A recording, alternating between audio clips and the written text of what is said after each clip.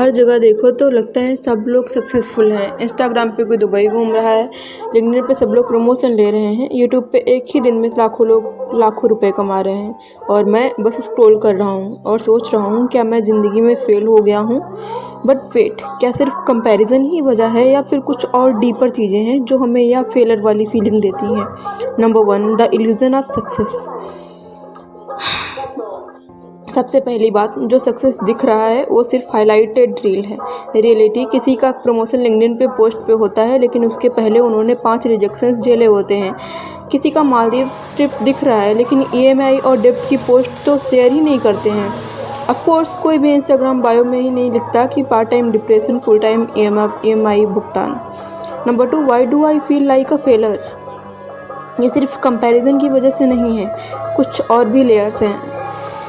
Expectation का बोझ, middle class Indian upbringing, बेटा इंजीनियरिंग कर लो नौकरी पक्की हो जाएगी। रियलिटी क्या होती है? एआई, ऑटोमेशन, ले ऑफ्स और ओवर सैचुरेटेड जॉब मार्केट जहाँ पे फ्रेशर्स की कोई वैल्यू तक नहीं है।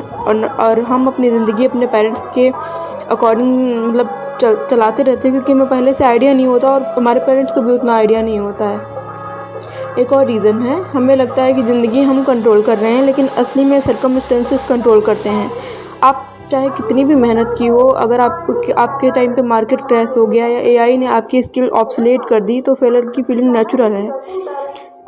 हर जगह सक्सेस की फ़ोटोज़, वीडियोस, ट्वीट्स, जो फेलर दिखता ही नहीं है। सब लोग सक्सेस ही दिखाते हैं। जब सब लोग सक्सेसफुल दिख रहे हैं तो नेचुरली हमें लगता है कि हम भी पीछे हैं।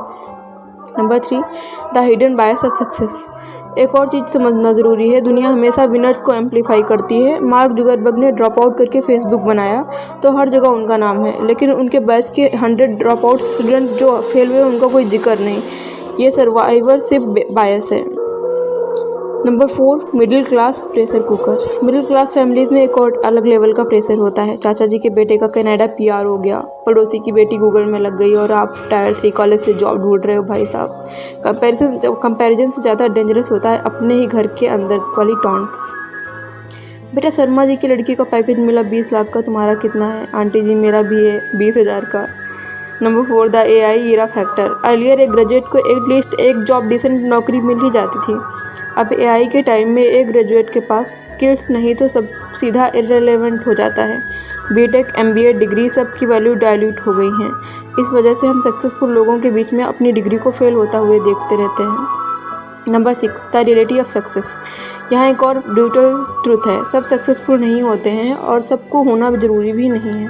लेकिन जो नैरेटिव हमारे दिमाग में डाल दिया गया है कि डिग्री प्लस नौकरी इज इक्वल टू सक्सेस, वो अब आउटडेटेड हो चुका है।